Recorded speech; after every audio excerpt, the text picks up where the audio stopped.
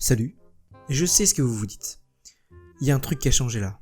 Maintenant, je regarde droit devant moi. En mode regard sensuel. Pardon, je m'égare, excusez-moi. Puissant regard de ton beurre. Bon, en tout cas j'espère que vous allez bien.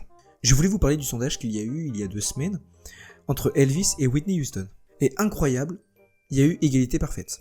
Donc ce que je vais faire, c'est qu'aujourd'hui, je vais attaquer l'histoire d'Elvis, et la semaine prochaine, ce sera l'histoire de Whitney Houston. Comme ça, tout le monde sera content.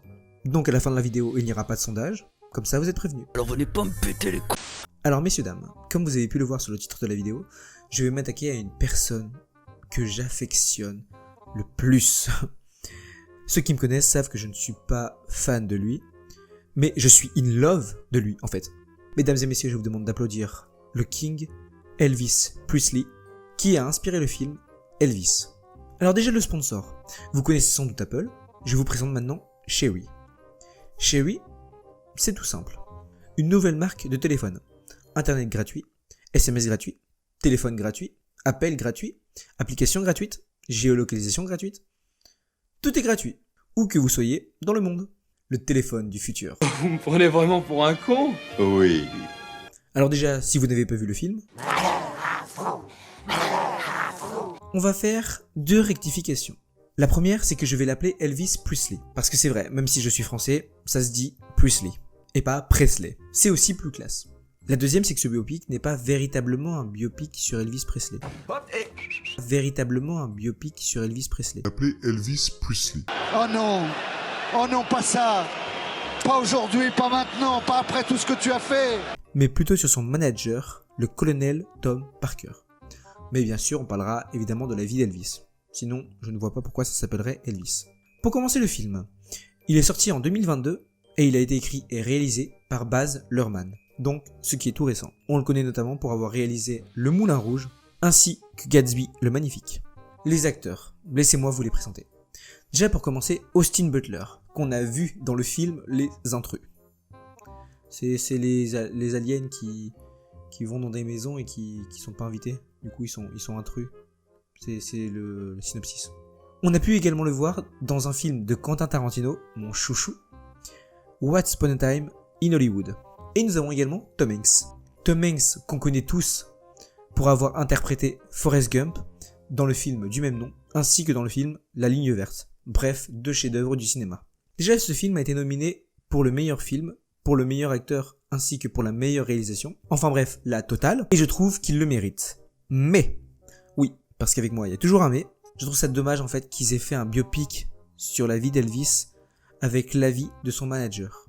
Je trouve ça quand même dommage parce qu'en fait, c'est comme si le film Bohemian Rhapsody, qui raconte la vie de Freddie Mercury, était raconté par son voisin ou par un manager. Je trouve qu'il n'y aurait pas le même impact. Cependant, le film est quand même bien, mais il y a ce petit problème en fait que je voulais souligner. Il a raison! Et également Austin Butler. Non mais ce mec, il était incroyable parce que déjà de 1, il s'est donné corps et âme pour jouer le rôle d'Elvis Presley. Il a même fini à l'hôpital à cause de la fatigue. Et également parce que c'est lui qui a chanté dans le film Elvis. Les chansons qu'on entend dans le film, c'est Austin Butler qui les a chantées. Avec un petit mélange d'Elvis, bien évidemment. Et surtout, c'est la première fois, je dis bien la première fois, où on peut voir Tom Hanks dans le rôle d'un méchant.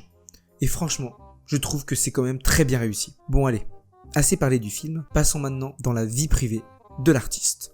Ça va être un peu long parce qu'il a fait énormément de choses, c'est pour ça que je vous laisse mettre sur pause. Allez prendre un bol de popcorn, etc., du chocolat, des M&M's, des chips, des bières. La définition du bonheur. Ou ce que vous voulez du moment que vous êtes heureux. Nous allons entrer dans la vie d'Elvis Presley, et vous allez voir que notre petit Elvis a quand même énormément de secrets. Et était quand même très naïf aussi à l'époque. Il s'est fait souvent berner par le colonel Tom Parker. On en reparlera, mais vous allez voir que c'était quand même un sacré connard. Alors, que peut-on dire au sujet de notre ami Elvis Presley?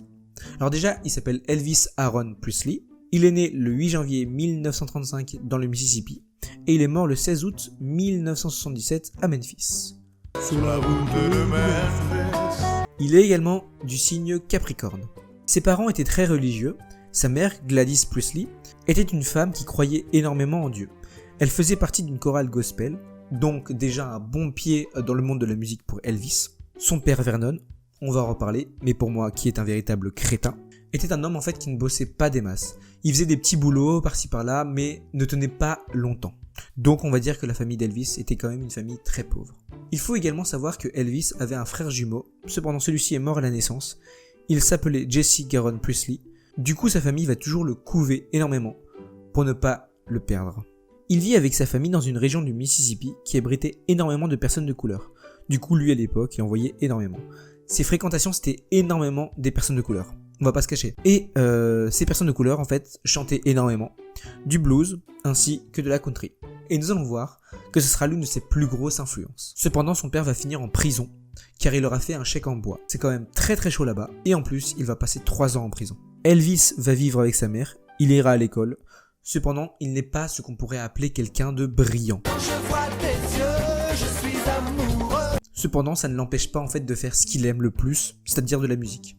Il chante avec sa mère dans les chorales, en gospel. Il va faire également un petit concert à l'âge de 12 ans sur une chanson Country Old Shep. Il sera très très vite remarqué.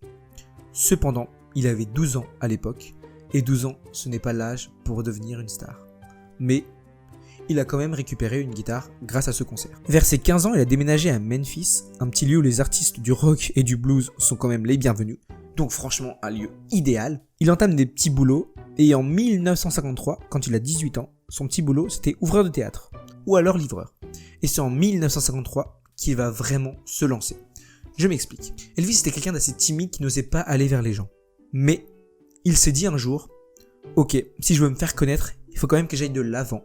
Du coup, il va rentrer dans un magasin de disques, Sun Records, et il va enregistrer 2 chansons pour sa mère. Cette chanson, c'est celle-ci.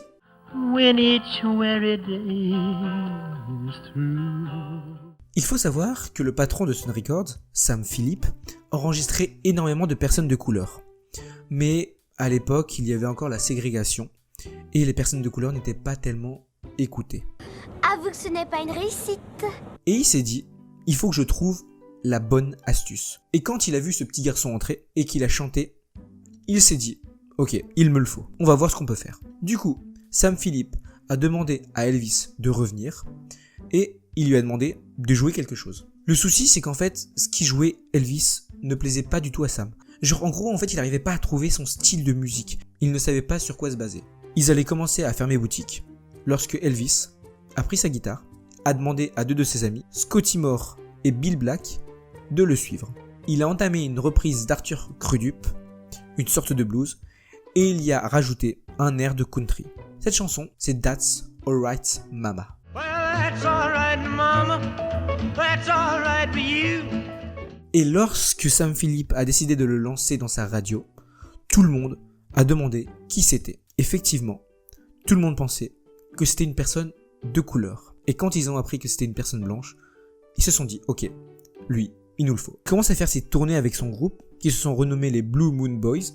Ils sont rejoints par DJ Fontana, un batteur, qui va les suivre jusqu'au bout. Et c'est en 1955 qu'il va faire la rencontre d'un petit virus du nom de Colonel Tom Parker.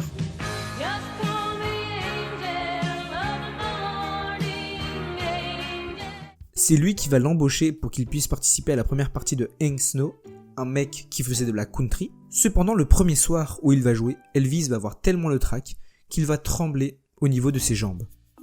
Et ce sera devenu sa marque. Car lorsqu'il va trembler, tous les gens dans la salle, je veux dire toutes les filles dans la salle, vont se mettre à hurler. Car un mec qui balance son bassin, à l'époque, ça fait toujours son petit effet. À tel point que les personnes venaient spécialement pour Elvis et pas pour Hank Snow, le monde du showbiz. C'est le cycle de la vie. Mais ce fut plus compliqué pour lui de percer à la radio. Je m'explique.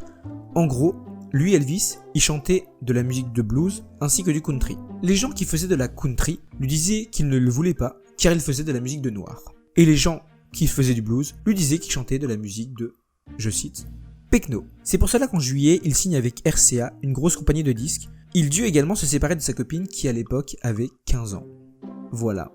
Et là, nous entrons dans les petits secrets d'Elvis. Notre cher Elvis à l'époque avait environ 21 ans et il sortait avec une mineure. Depuis 2 ans. Je vous laisse faire le calcul. 3 x 4, 9. Vous allez voir, vous allez pas être surpris du voyage. Revenons au studio. Il signa avec son nouveau manager, le colonel Tom Parker, qui a viré toutes les personnes avec qui il travaillait juste pour être avec son nouveau poulain. Un homme bien. Il engagea également son père en tant que directeur financier d'Elvis, ce qui fut sans doute, à mon humble avis, la pire idée qu'ils aient eue. On en reparlera. En janvier 1956, il va chanter son premier grand succès chez RCA. Je parle de cette musique, Heartbreak Hotel.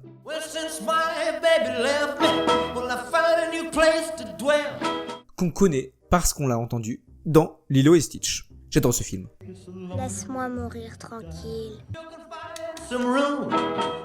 Il va ensuite faire sa première apparition sur une chaîne de télévision et va enregistrer 8 chansons, avec évidemment une chanson quand même très connue, Blue Sweet Shoes. Une chanson incroyable qui est une reprise de Carl Perkins. J'adore ce mec.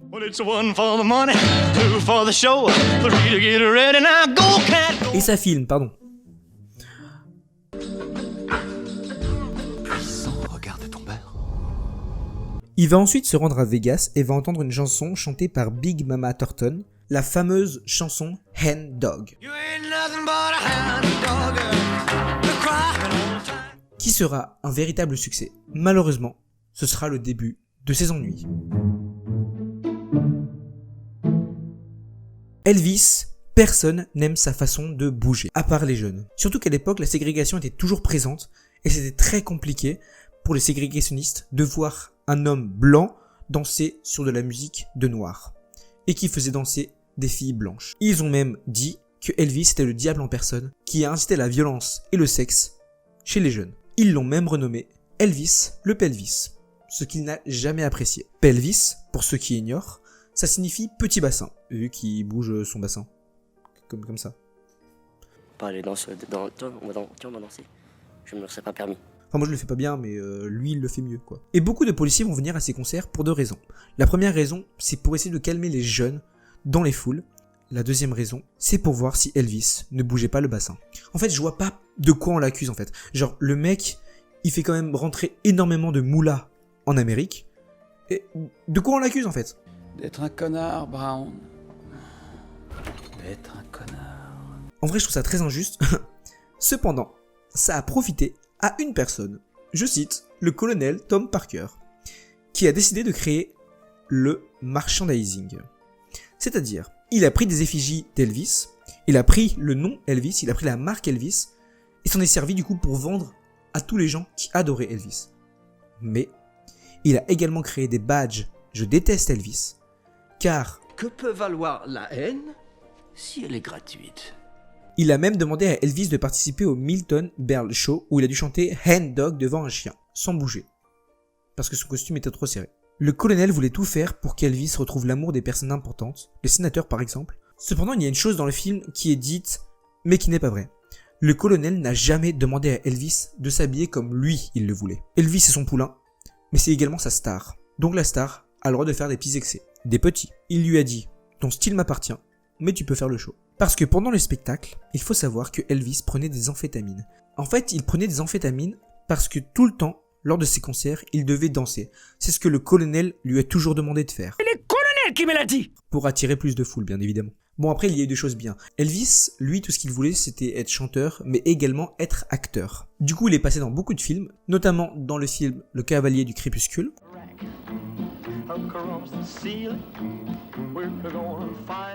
où il a pu interpréter la chanson Love Me Tender, extrait de son dernier album. Et en 1957, l'argent qu'il a gagné, et qui sera récupéré peu à peu par le colonel Tom Parker, il va décider d'acheter une maison pour sa mère, Graceland. Et également cette année-là, il va décider de jouer dans un film qui va devenir mondialement connu grâce à une musique. Le film, c'est le Rock du bagne, ou, en anglais si vous préférez, Jailhouse Rock. Mais tout va s'arrêter à cause de deux choses. Déjà, Bill Black, son contrebassiste, va mourir d'un cancer. Et ensuite, il va devoir faire son service militaire dans l'Arkansas. Malheureusement, lors de son service militaire, sa mère, refusant de voir partir Elvis, va prendre beaucoup de médicaments et de l'alcool. Et on sait que les deux ensemble, ça fait pas bon ménage, et elle va mourir d'une cirrhose en août. Elvis, cet événement, ça va le marquer dans toute sa vie. Il ne sera plus jamais le même, parce que sa mère, c'était vraiment une personne sur qui il pouvait compter. Et du coup, qui c'est qui en a profité? Bah oui, parce que monsieur Elvis Presley était en train de pleurer, avec son père. Donc un certain colonel a demandé à des journalistes de le filmer. Et comme ça, bam, on voit Elvis, la vedette, pleurer. Ça fait rentrer énormément d'argent pour les journalistes. Et donc, pour le colonel Tom Parker. Je vous le dis, c'est quand même un sacré connard. Il devra ensuite partir en Allemagne pour rejoindre une division blindée. Malheureusement là-bas, il consommera beaucoup de drogue. Il sera un peu devenu addict aux amphétamines. Il rencontrera sa future femme, Priscilla Beaulieu. On sent que je veux dire un truc là, on sent ou pas? Elle avait 14 ans. Et lui, il en avait 23. C'est effrayant comme le temps passe vite quand on s'amuse. On sent que j'ai honte ou pas là. En fait, je peux pas le défendre. Il faut pas le défendre en fait à ce moment-là. Genre le mec, il a 23 ans, il sort avec une mineure. Le pire, c'est qu'il a demandé à Priscilla de venir toutes les vacances en Amérique. Il lui a fait découvrir la belle vie avec les roses, etc. Le souci, c'est qu'il l'a trompé énormément. Et quand ses parents l'ont appris, ils lui ont dit « Mon gaillard, on te fait pas confiance. Donc si tu veux récupérer notre fille, très bien, tu l'épouses.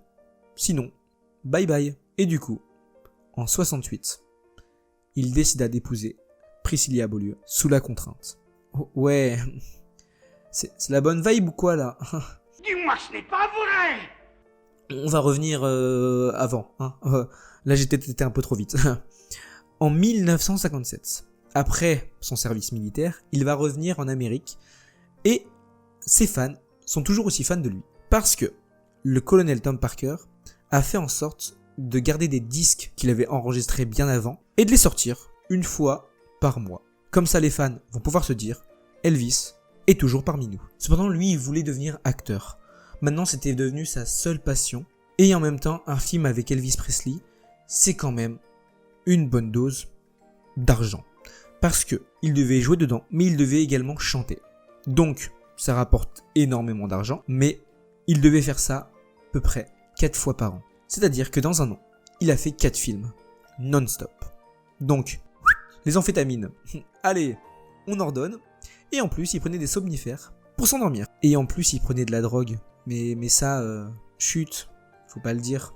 Il était tellement fatigué sur le plateau que ça se ressentait. Et ses films devenaient de moins en moins bons. Et il y a eu aussi une autre raison pour laquelle sa carrière a commencé à s'envoler peu à peu. Les Beatles, ainsi que les Rolling Stones, qui sont arrivés. Des rockers, jeunes et nouveaux. Elvis commença peu à peu à redevenir une personne normale. Un peu la dégringolade quand même. Hein. Par contre, il va également essayer de revenir avec une chanson pour la naissance de sa fille Lisa Marie. Cette chanson, c'est Can't Help Falling in Love. Wise men say. Elle a marché, mais elle n'a pas marché comme il le voulait. Bon, c'est vrai que maintenant, en fait, elle marche de folie, mais avant, à l'époque, c'était pas tellement une chanson qu'on écoutait tout le temps, quoi. Il va énormément se renfermer sur lui-même. Et va apprendre également la mort de Martin Luther King. Ouais, c'était pas une bonne époque pour lui. Mais il va décider de revenir dans le droit chemin et va faire son comeback, qui va devenir presque la légende d'Elvis Presley.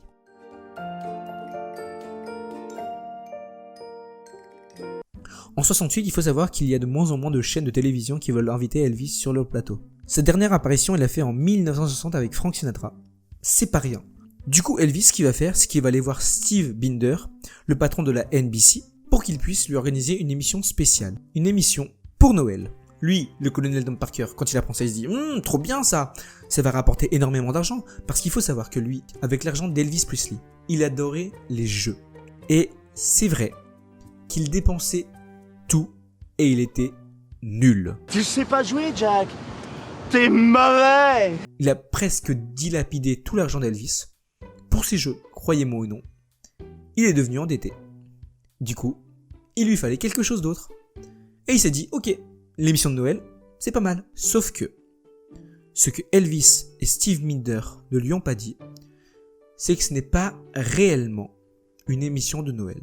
En gros, Elvis a fait croire au colonel qu'il allait participer à une émission de Noël, sauf que non, il va faire son retour et va reprendre ses propres chansons en mode rocker. En fait, il a menti au colonel pour qu'il puisse accepter, parce qu'il savait très bien que le colonel allait refuser. Bref, l'émission parfaite s'il ne rate pas. Et heureusement pour lui, il ne ratera pas.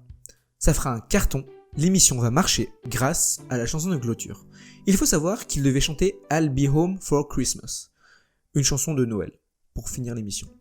Cependant, ils ont appris quelques heures avant que Bobby Kennedy avait été tué. Bobby Kennedy, Martin Luther King, deux morts importantes en 1968. Alors ils devaient faire absolument une chanson pour eux, pour le monde. Et cette chanson, c'est If I Can Dream. Alors à partir de ce moment-là, en fait, tout le monde le veut. Vraiment. Genre, tout le monde est fan de lui. Tout le monde crie son nom. Tout le monde veut voir le retour d'Elvis. Et en plus, lui, ce qu'il veut, c'est faire une tournée mondiale. Malheureusement, ce qu'il n'avait pas prévu, c'était que le virus Tom Parker allait encore sévir. Il faut savoir qu'Elvis voulait se séparer de son manager. En même temps, ce qui est assez logique. Malheureusement, le colonel Tom Parker va l'apprendre et va demander au père de celui-ci d'aller voir Elvis et lui dire « Non, il a encore besoin de moi, hein. Il a encore besoin de moi. » Va lui dire qu'il a besoin de moi. Ah, dis donc, il y a les mecs qui sont malins. Et le père, comme il sait très bien que le colonel c'est une personne gentille, etc., il se dit que c'est un bon gars, quoi. Bah du coup, il va convaincre Elvis. Parce que Elvis, la seule personne qui peut le convaincre, c'est son père. Il va faire un show prévu à Las Vegas. Malheureusement, ce qu'il ne sait pas, c'est que le colonel a voulu qu'Elvis fasse son retour à Las Vegas car il avait encore des dettes. Et avec Elvis qui fait son show à l'endroit même où il devait des dettes, bah c'est bénéf pour lui. Le patron va lui accorder tous les droits, lui retirer toutes ses dettes et va lui laisser libre cours à tout ce qu'il veut. Mais Elvis va devoir rester à Las Vegas pendant 5 ans. Pour un salaire d'$1 million par an. Donc 5 millions de dollars. Ouais. Alors maintenant, essaie de convaincre un jeune qui veut faire sa tournée mondiale de rester 5 ans au même endroit. Car oui, il devra se produire tous les jours à Las Vegas. Ah. Lui, Elvis, il ne sait rien. Lui, il va faire son show comme d'habitude. Il aura même ses propres choristes. Il aura son groupe dans son premier show à Las Vegas. Il va chanter sa nouvelle chanson, Suspicious Mind. Ce qui malheureusement le représente bien.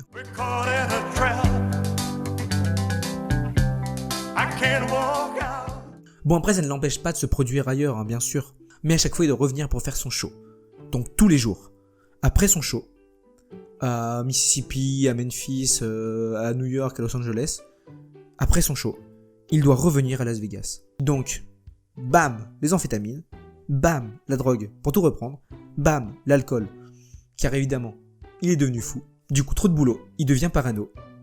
Et commence à avoir des doutes envers tout le monde. Il pensait que tout le monde lui voulait du mal. Malheureusement, ça ne s'arrête pas là. Sa femme, Priscilla, l'a quitté. Il a perdu la garde de sa fille. Ce que le colonel pensait. Ah mais lui, il s'en foutait. Du moment qu'il était debout sur scène et qu'il chantait, il s'en foutait royalement de sa vie. Non mais vous êtes con ou quoi? Sa tournée mondiale, Elvis ne la fera jamais. Mais le colonel Tom Parker va lui permettre de se produire à Hawaï. Il va faire l'un des premiers concerts par satellite. Tout le monde pouvait le voir. Et du coup, pour son émission, il récolta environ 1 milliard de téléspectateurs. Mais Elvis commença à avoir des doutes sur le colonel. Tout le monde commença à se méfier de lui. Malheureusement, il ne put jamais s'en séparer. Car le colonel avait dès à présent trop de pouvoir. Il pouvait ruiner Elvis. Vous vous rappelez de Vernon, là, le père d'Elvis? C'était son directeur financier. Cependant, son fils, à chaque fois, il dépensait. Et Vernon, lui, ne voulait pas lui dire « Non, arrête, stop, on n'a plus assez d'argent, tu te calmes. » Non. Du coup, il alla voir le colonel et lui demanda de lui prêter de l'argent. Mais quand Elvis a décidé de se séparer du colonel, lui s'est dit « Ok, tu te sépares de moi, très bien, mais je veux que tu me donnes tout ce que je t'ai donné. » Pour un salaire d'$1 million. Cependant, Elvis, n'ayant plus rien, il était endetté et il devait vendre Graceland. Tout ça parce que son père ne lui avait pas parlé des problèmes financiers. Le mec ne connaissait rien à la finance et on lui a mis en directeur financier. Il a demandé à un homme qui croyait être son ami de lui prêter de l'argent, mais celui-ci lui a clairement retourné le cerveau. Du coup, malheureusement, Elvis continuait de travailler avec le colonel Tom Parker. Il buvait, il se droguait. Il finit même par attraper de l'hypertension artérielle, des problèmes de foie, bref, la mauvaise vibe. C'était une blague. Quelques mois avant sa mort, il va chanter une chanson. Cette chanson, c'est Unchained Melody. On peut voir qu'il a du mal à parler, mais cette chanson va le libérer.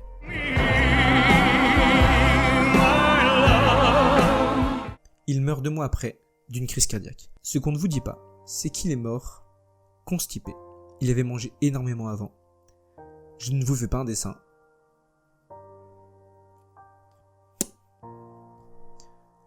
Voilà, il est mort quelques minutes après.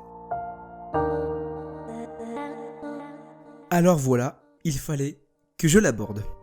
Parce que oui, vous allez en avoir des surprises. Le colonel Tom Parker, après la mort d'Elvis, continuait à recevoir des gains que produisait Elvis. Il demandait énormément d'argent à Vernon. Car oui, Vernon, pensant que le colonel était son ami, s'est rendu compte qu'il s'est fait clairement pigeonner. Donc, ce qui va se passer, il y aura un procès. Au cours de ce procès, le colonel Tom Parker va devoir laisser la famille d'Elvis, mais va quand même percevoir des dédommagements. Ouais, c'est quand même bien dommage. Parce qu'il faut savoir que le colonel Tom Parker percevait environ 50% des parts d'Elvis Presley. 50%. Un manager, 50%. C'est énorme en fait. Genre c'est la moitié. Il recevait la moitié de ce que gagnait Elvis. Ok, mais ce n'est pas tout. Car au cours de ce procès, on a appris une chose. Le colonel, il n'était pas colonel. Ah, il n'était pas non plus Tom. Il n'était pas Parker non plus? Mais c'est qui alors? Qui êtes-vous? Le vrai nom du colonel Tom Parker, c'est Andreas Cornelius von Kuisk. Et c'est également un meurtrier. Ouais, un meurtrier, ouais. Dans son pays, il a matraqué une femme. Il s'est ensuite réfugié dans un cargo en direction des États-Unis et a pris le nom de Tom Parker d'un commis sur le bateau. Voilà.